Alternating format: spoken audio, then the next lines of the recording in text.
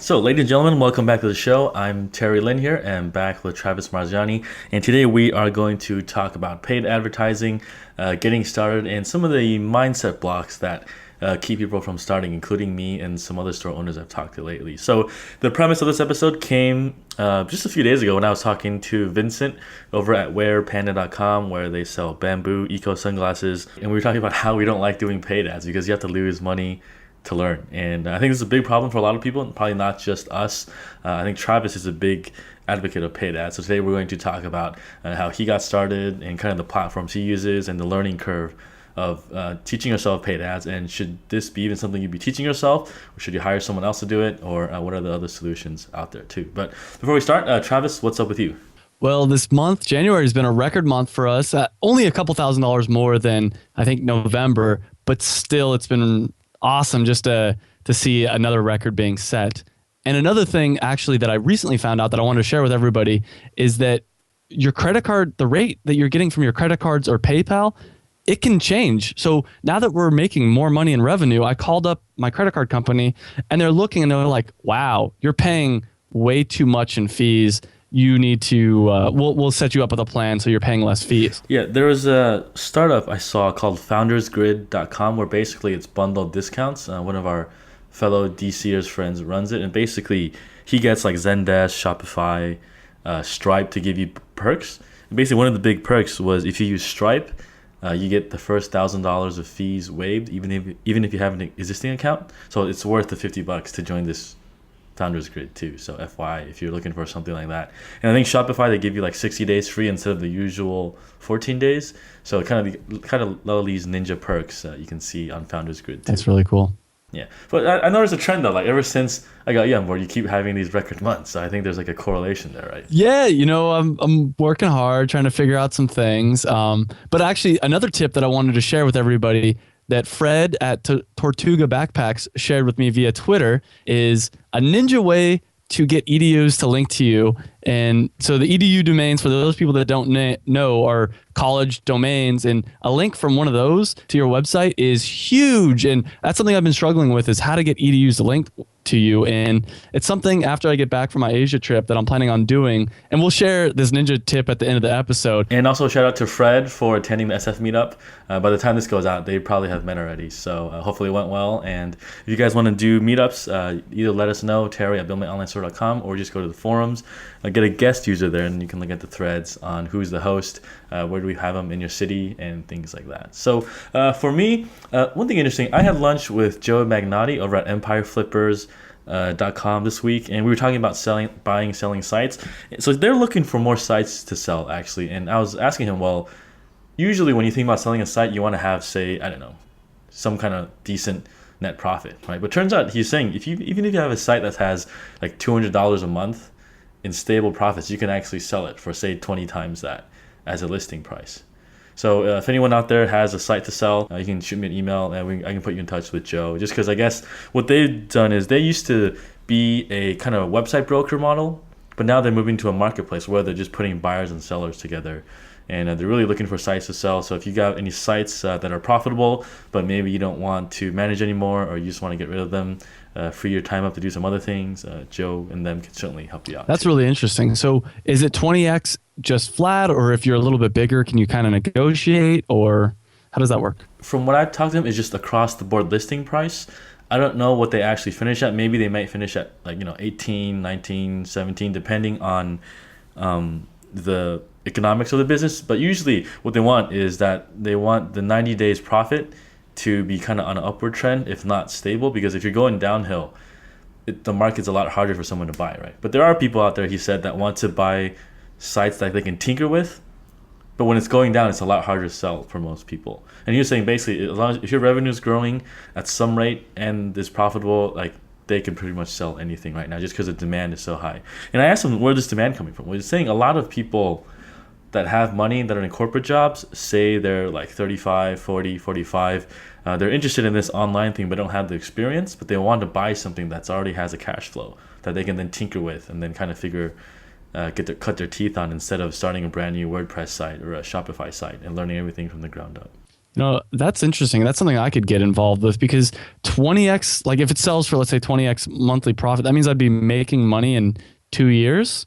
I could deal with that. Plus, I know what I'm doing, so I could probably increase it. Yeah, like if you had a site that was making, $1,000 a month, you could basically get 20K for that. If everything works out, right? Which is not that bad at all. 'Cause then you can use that to do other stuff, and who knows, right? Yeah. So the interesting thing he was saying is that he's been seeing people buying sites for say 10K as an experiment, but then they come back and they buy another site for like 30K.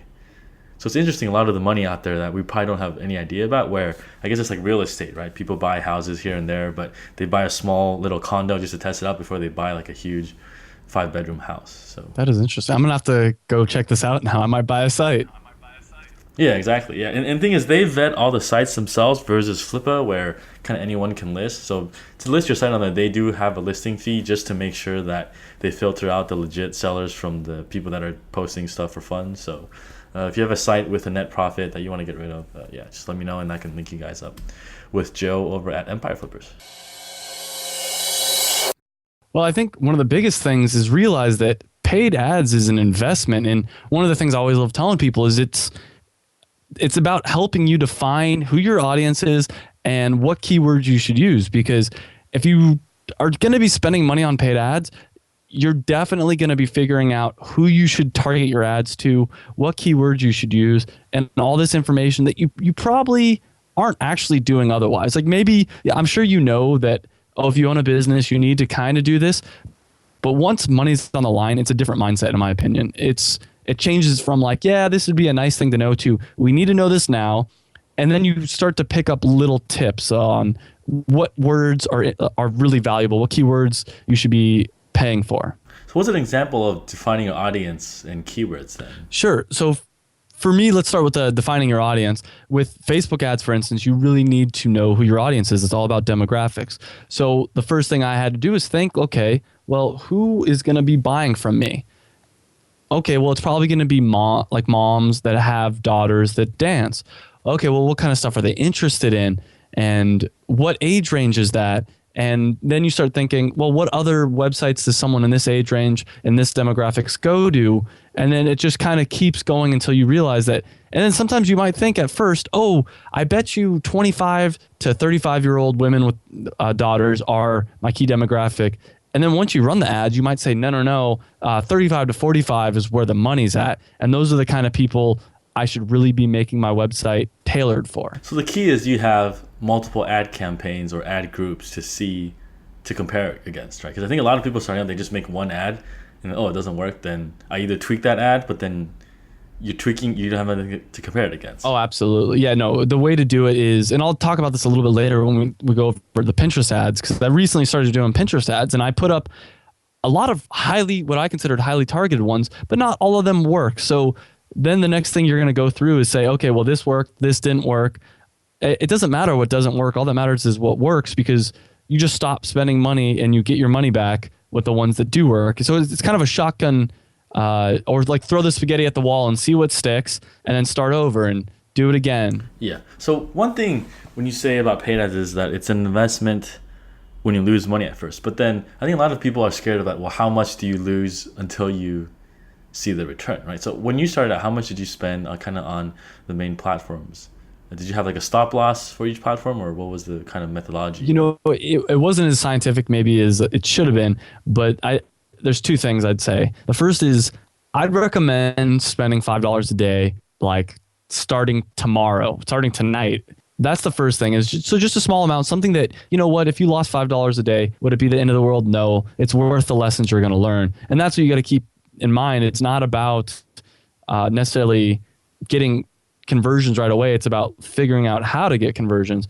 If you spend $100, and that was my benchmark, once I spent $100, if I didn't have a single conversion or it didn't seem like a lot of people were coming and viewing a lot of pages, I'd stop it. Now that's variable. It could be different for everybody. And it's not very scientific. It could be $20. I think actually, to be honest, when I first started out, it was probably $20 was my benchmark. And then I'd look at it and then you see, okay, well, this is working. It's not working. Or you know what, maybe I want to lower my bid. Maybe I want to change what I'm doing up a little bit. But I recommend, especially when you're first starting out, look every couple days and see how many page views are people coming from this doing, are they looking at, and then go from there.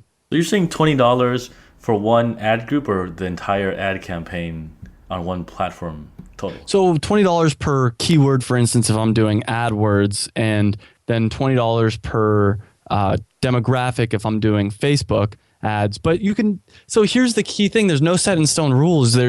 You look at it on an ongoing basis and you say, hey, I think this is working. I think it's not. So for instance, with AdWords, let's say I picked a keyword, and let's use my site as an example, and say dance pants was one of the keywords I picked. And I look at it and I say, hey, people coming from this keyword to my site are only on average looking at one page per visit.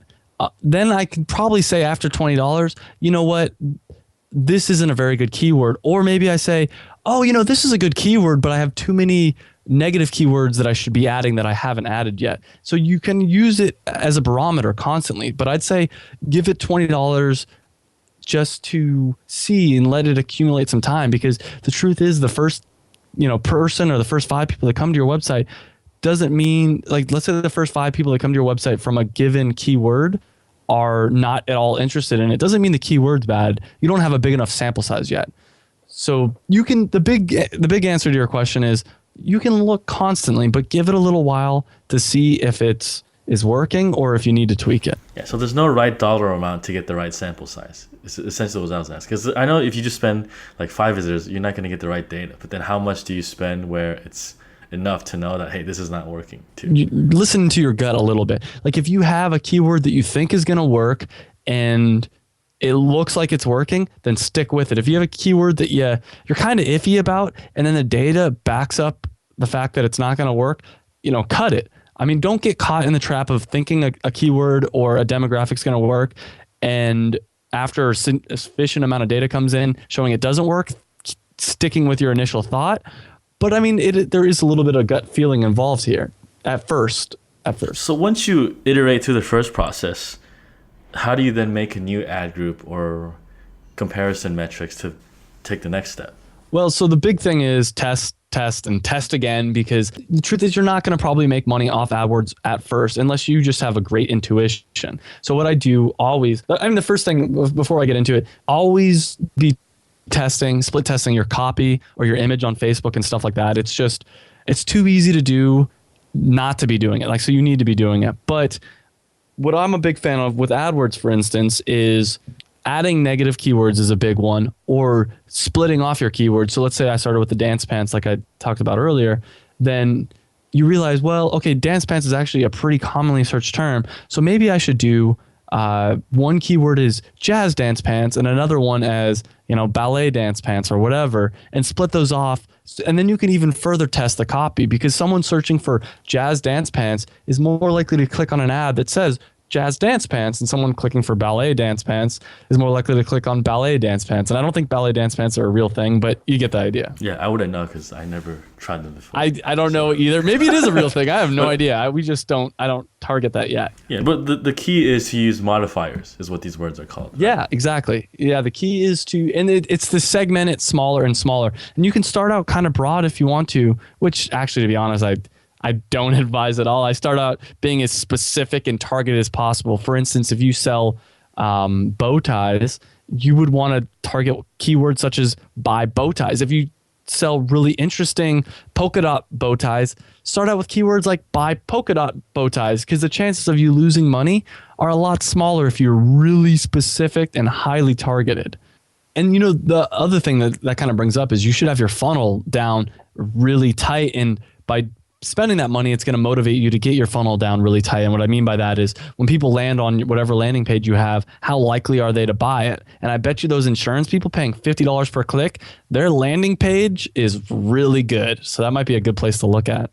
I guess enough monkey business on the high level. So let's go into each platform a little bit. So today we're going to talk about 6 platforms: PLAs, Facebook ads, retargeting, AdWords, Bing, and Pinterest ads. So I guess we're going to go through each platform that Travis uses, and then kind of how long did you take to learn that platform, how long did you take to see ROI on that platform, the maintenance required right now, and would you have self-taught yourself as you did, or would you have paid someone to do it for you? So I guess first one, PLA. So how long have you been doing this for? I've been doing, I think I talked about it when I first started doing it on the show, but it's probably been about 6 months now, maybe a little bit longer. And how long did it take you to kind of really nail down the ROI on this platform? PLAs are tough, and not so much the ROI. So, okay, PLAs are by far on this list my favorite, and it's tough to get started. To nail down the ROI, I'd say pretty much out of the gate, I had a relatively solid ROI as a whole. But like I talked about before, I threw up probably like 400 or 500 campaigns, and I went through and eliminated some of them. And the way I did it, which I'm not going to talk too deep about, was most of my campaigns were fairly similar, but I made like little tweaks here and there. But right out the gate, it was fairly profitable. And the reason is with product listing ads, it's a picture of an image that someone's searching for. So once again, dance pants, someone's searching for dance pants. It's a picture of dance pants with a price. Well, if someone's going to be clicking on that, they're probably interested in buying something, which means the conversion rate is going to be a lot better than your typical AdWords. And so how much maintenance do you do on PLAs right now? Oh, I don't touch it. I mean, most of these things, once I get it stabilized, I stop tinkering with it. And then maybe, 2-3 months later, I revisit it, or maybe 1 month. And at first I was constantly, I was refreshing like 10 times a day looking at my numbers. And then over time, you get it down pretty solid. And I'm a huge fan of the 80-20 rule. And I realized I could keep making this more and more specialized. I could keep spending more and more time. But truth is, I probably get, 80% of the value I can, probably 90% of the value I can out of these paid ads. And it's not worth spending the extra amount of time trying to nail it down super specifically. So you're better off spending it on another platform that can give you a bigger return. 100%. Just because it's kind of green and... Yeah, I mean, pretty much with product listing ads, I'd say, well, right out of the gate, I was lucky because I knew how to do the marketing in the first place. But right out of the gate, I was fairly profitable, like a fairly good ROI. Let's say an ROI of like 1.5. And then a month or two goes by and I tinkered it a little bit, and let's say I had like a 2x profitability, and then a couple months go by and I do it again and I get like a 2.2x profitability. And then I say, all right, well, I'm pretty happy with that ROI and let it go and then move on to the next platform. Gotcha. And then you can come back later since it's already up and running a couple months later. Exactly. And you have more data then too. All right, cool. And so PLAs, what'd you move on to next? The next one I'm going to talk about, I mean, the first one I ever did was AdWords for sure, but the next one I'll talk about is Facebook ads. Just because this is another thing that's extremely powerful. And the cool thing about Facebook ads, for those that don't know, is you can target by demographic. You can target people that are 25 to 35 males that eat healthy, rock climb, and make over $75,000 a year, which if you're selling, for instance, like an energy product, like an energy supplement or something like that, that's probably a pretty good demographic for you. And there's no other way that I know of on the internet to have access to so many people in such a specific demographic. And the cool thing about Facebook ads too is then, so let's say you have an energy supplement and you could do one ad that's targeted to people that rock climb, and you can say, need more energy for rock climbing? Click here to buy this supplement or whatever. And then you could do the same thing for people that are interested in cycling. Need more energy for cycling? Click here to buy this supplement. So you're able to really niche down and say, all right, this is what I want. And then you can show, this is like the specific demographic I want to advertise to. And then you can show an ad that will make those people be like, hey, this ad is for me. And this is why Facebook is really creepy and also awesome at the same time. I know there's like a CPC, CPM model. Which one did you choose, and kind of how is that working out? I did. They have like an automated, optimized CPC kind of thing. And I basically just kind of let them run with it. And if I see, hey, they're charging me $2 per click or something like that, I stop it. Because AdWords always tries to hook you. They're like, oh yeah, just use broad keywords and, don't set a limit, and suddenly you'll have like a $10,000 bill. But Facebook, do they try to do this too, or are they more kind of friendly with this kind of dynamic CPC stuff? Well, I saw an article that someone did that wasn't related to Facebook, or that wasn't associated with Facebook, I should say. And he basically said that he got better CPCs by doing the optimized CPC. I still set like a max limit of $5 a day. If all of a sudden they're charging me $5 per click, I'm going to stop it right away. And it does tend to do that over time. Like at first, your CPCs are super small. And then as your ad runs for a little while, for whatever reasons, I don't know if it's like banner blindness, people get sick of seeing your ads, so they stop clicking, but the cost per click goes up, and then I stop them. Gotcha. So it's like a built-in $5 limit for both that and the limit you want to set. Yeah, and you also automatically, I think they tend to only run for 2 weeks. You can extend that if you want, or you can shorten it, but it's really easy to make it so you can't lose a lot of money using Facebook ads. You're able to set parameters that'll say like boundaries, basically. Yeah. So one thing with Facebook is that there's so many targeting options. You can make so many ad groups. How should one start out? Like, because do you start like 10 ad groups, 20, or like how many do you test to actually find out what's the direction to go in? It depends. You could, even if you just want to do one, I'd recommend those starting with, once again, like we did with AdWords, your highest, like most targeted people. So, if you're selling that energy supplement, like I was talking about earlier, you'd probably want to target people 25 to 35 that eat healthy, rock climb, make over $75,000 a year, and like your competitors. And there's probably only going to be 1,000 people in that demographic, but they're really likely to be interested in your product. You don't want to, I've seen so many people that start with Facebook ads and they're like, I want to target everybody that's interested in rock climbing. It's like, no, you don't, because there's thousands, tens of thousands, if not hundreds of thousands of people, and your ad it'll be a failure. So my recommendation, basically bringing it back around, is, at least one highly targeted ad, and you can build from there. You can do 4.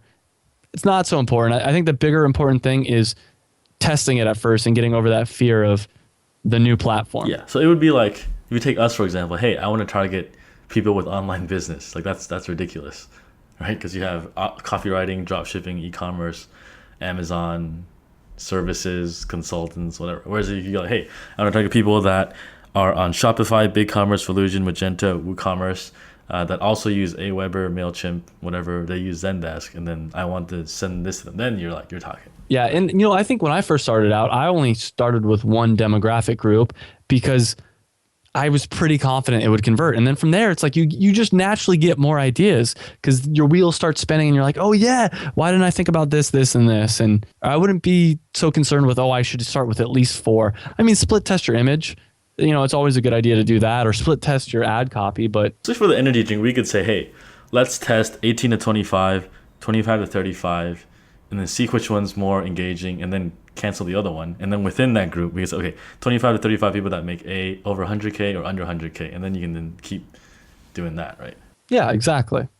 So let's move on to retargeting then. So when did you start doing this? I started doing it over last summer as well, and retargeting ads, I think we've talked about it a lot on this podcast, but you need to be doing it at least for the people that are coming to your website and they get all the way to the checkout page and then don't buy. You need to retarget to those people, because I've done it so many times where I find some little website, unless you're Amazon. I think Amazon even does it, but unless you're Amazon, people don't remember what your URL is. They're like, oh yeah, what was it? Was it cdancewear.com? What was it? Balling leather? I don't remember. People that get all the way to your checkout page but do not purchase, you should retarget to them. And what that means is wherever they go, they'll see your little banner that says, hey, bdancewear.com, don't forget about us. You should click here to shop from us.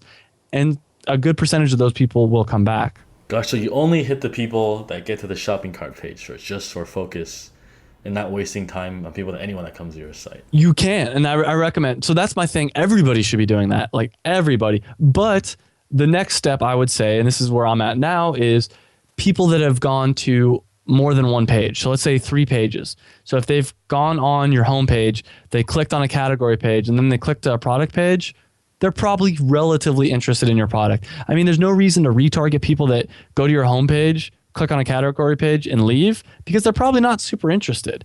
And that's, I think, another thing. That's the next step, is once you see that, hey, my website's fairly popular, fairly profitable, then you start retargeting people that have gone to a couple pages. Yeah, that makes sense, because so I think a lot of retargeting ads just hit everyone as soon as you've been to the site. If you look at like most sites with like a bounce rate of, say, 40%, 60%, that's a huge waste of money if you're just throwing it at people as soon as they hit your site, because half of them aren't even staying there after they go to your site. Yep. And when I first started, that's what I did. And I kicked myself, because I got so many people I got a lot of people will click on anything on the internet, first off. So don't waste your money. Don't target people that are not really that interested, because I'd get people clicking on my ad, going to my website, and bouncing again. And I'm like, in my head, I'm like, why would you waste my money? But to them, they don't even realize it. They're just like, hey, there's a banner that looks pretty. I'm going to click on it. Oh, this is a stupid website. I'm out. You can't blame them, because it's your website isn't either something's wrong with their website or they're just not the right people. Yeah, and that's true. I know, but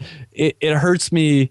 Like now when I'm surfing the internet and there's a company has an ad and I like the company, I'll make sure I don't click the ad because I'm like, I don't want to waste that dollar of yours. Yeah, well, even if ones that I don't like, I'll actually say I don't want to see this ad and give them some feedback. Hey, your targeting is off, or something like that. Or because I don't want them to waste money too. Although it may maybe look like a dick, but But retargeting ads, I mean, like I said, just start at least with the people that got all the way to your checkout page and didn't purchase. Don't.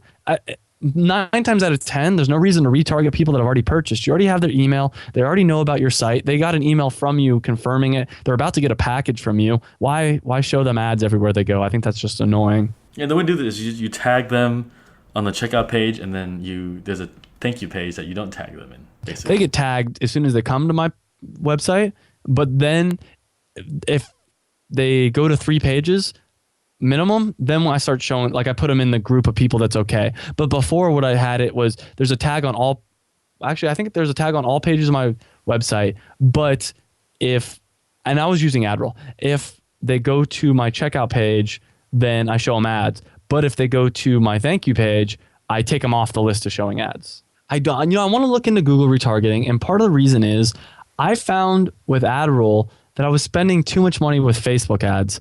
For sure. Because I don't do the retargeting through AdRoll for Facebook ads. At least that was my experience. And so I'm wondering if the same thing's going to be true for Google display ads, but I just haven't gotten around to doing it yet. And I'm not spending a lot of money on retargeting, so it's not super high priority for me, but I'm going to eventually test out with just Google retargeting ads. so let's just briefly go over AdWords then. So we've talked about this before in some previous episodes, but just to give a quick refresher, what are your thoughts? AdWords is a marketer's dream. That's my opinion. You're able to not just target your audience based on, their demographics. You're able to say exactly what someone is searching for. And we talked about it a little earlier in this episode, but when you're first starting out, target as specifically as possible, and things such as like buy whatever your item is, or buy, if maybe you sell really interesting bow ties, buy interesting bow ties, or buy fashionable bow ties, stuff like that. Be creative about it, because if you're not creative, chances are you're competing against a lot of people. So be as creative as possible. I was using AdWords before I started with this, because before I had an e-commerce store. Because before I had an e-commerce store, I was actually doing like some affiliate type stuff. And I love the data that you can get. It's so easy to use. The data you can get is amazing. You were able to see everything that you could possibly want to see. I mean, back in the day, they used to do direct marketing based on like sending letters to people, and they were able to make that profitable. The analytics when you're sending letters to people is pretty almost, I mean, it exists, but it's so crappy compared to modern day analytics. So you have so many advantages as a marketer in the modern day. And AdWords is really easy to use. So I recommend at least looking and thinking about how you can use it. The next one that's interesting is Bing ads. And this one, no one really talks about this, at least in the circles that I hang out with. So what's your experience with this? So I'm going to kind of agree with a lot of the people that you talk in your circles with. But basically what I do with Bing ads is just copy over my AdWords campaigns. Pretty much exactly. I mean, you can test it a little bit on what works, what doesn't work. But I guess my big advice would be if you Google Bing auto tagger, it'll tag all your campaigns, all your keywords, everything, all the links going to your website, so that in Google Analytics you can look through and you can use it. Because if you just click on the import from Google button, it'll import from Google, and then in your analytics it'll say this is from Bing ads, and you're like, well, that's not a lot of information. But if you do the auto tagging thing, you'll be able to see, oh, this campaign and this keyword is what got them over here. That's funny. Microsoft's platform is just a copycat of AdWords, but no one finds value in it, that they're willing to use analytics to just get the data too. So it's kind of funny. But does it actually like do good sales? Are you getting good page views off this, or is it just something you do because it's cheap? And pretty much that. I can look at it right now, but basically it's all right. It's not, I don't see it as good. Basically, there's not as much traffic as there is on Google. That's the big thing. And I mean, I'm definitely profitable. I'm looking at it right now, and I have like 3x, not ROI, but like for every dollar I spend, I get $3 in revenue. But I just don't know anyone that's crushing it with Bing ads. Like I've never heard someone who's doing that. And that might be a good reason to spend a lot of time looking at how to crush it, because there's probably not a lot of competition. A lot of the advice I've been given is like, oh, just do broad keywords and just hope for the best. But I think, let's see, the amount of traffic I have on Bing ads is like a fourth of what it is coming from Google AdWords, and it's the exact same campaign. No, it's about a tenth. Yeah, I was thinking a quarter is actually a lot of traffic for Google traffic to be on No, Bing. so I got about 2,000 people coming from Google CPC AdWords, and but that also includes product listing ads. And product listing ads doubled the amount of traffic I have, and I have about 360 coming from Bing. So it is probably about a quarter if you get rid of the product listing ads. All right, cool. So I guess Bing, we don't have much to talk about, kind of autopilot thing to do. What about Pinterest? This is a kind of new one we talked about just a few weeks ago. I know they just rolled out the ad platform. You tried a little bit. So what have your experience? Yeah, I'm actually kind of excited to talk about this. It wasn't a great experience. It actually brings up a lot of interesting points about paid advertising in general, talking about Pinterest ads, because I'm new to it. So I'm experiencing this all over again. So what I did is I took all my products, and the way it works is you pick. So if someone's searching on Pinterest for a certain thing, so people search, for instance, for me, dance pants, and I want to advertise a pair of my dance pants on the list of pins that show up when someone searches for that keyword. And what I found, first off, is I put up about, I think, 13 different ads, and each ad was a different product. And I tried to highly target it. Before we get into this, when you bid for an ad, does it show up on the top like how AdWords does, or does it show up in a board when someone's in there? Like, I'm not sure on the dynamics. Okay, yeah. So when someone searches, it only shows up on the search, and it doesn't show up on the top. It shows up like somewhere randomly in there, and it does say a little thing like this is advertised, but it's not nearly as obvious as it is with Google what are ads and what are not ads. So I put up about 13 different ad groups, and only now that I'm looking at the data right now, and I'm probably only going to keep like 2 or 3 of them, and from there I might go back through and try to target it even more specifically. Right out the gate, I tried to target as specific as I could. I tried to do things like, instead of just doing, for instance, we sell high-waist dance shorts. Instead of just saying high-waist shorts, I did high-waist dance shorts, because people looking for high-waist shorts could be looking for jean shorts or whatever. But it's still, I got, I think, 1 conversion out of spending like $250 and some decent page views for some of my keywords, but not great paid views. Gotcha. So is this something you're going to keep going with, or what do you think? Yeah, I'm going to probably end up stopping about 10 of my campaigns, but I'm going to probably keep about 3 of the campaigns. And something else to keep in mind, the way that Pinterest works is you only pay if they click through to your website. You don't pay if they pin it to their board. So that's something that to keep in mind, is that someone might someone might click through to your website, be like, oh, this is interesting, pin it to their board, and then go back later to actually purchase it. Gotcha. And once they're on your board, anyone else that sees it is kind of like free advertising in some ways too. And that's the other reason why I was so interested in it from the beginning. But here's another thing, and this is something I was reminded of using Pinterest ads. So one of my ads just outperforms all my other ads like 6x, like way more people click through. I've had about 281 people click through from one of my ads to my website, compared to my next second highest one was 50 people. So with that ad, it doesn't look like it's profitable. But what I can do is I can lower the CPC. So right now my CPC is like 40 cents. I can say, no, you know what? 25 cents is my maximum. And I'm still probably going to get, in the last month I've gotten about 280 people. In the next month, if I lower my bid to about 25 cents, I'm still going to probably get at least 100. So it's worth playing with those numbers. Just because a campaign doesn't look like it's working doesn't mean throw it out. It just means lower the bid to the point where it would work for you. Very cool. So I guess that's it for Pinterest. So today we also have a ninja tip on getting EDU links. And so credit again to Fred at Tortuga Backpacks for letting us share this tip. Yeah, this is the coolest thing I've heard in a long time. So basically what you do is you offer a scholarship to people going to college that might somehow be related to what you're doing. So for him, he's $1,000 scholarship for people to, I believe, study abroad for a year. And what happens is you tell all the different universities, by the way, I have this scholarship opportunity.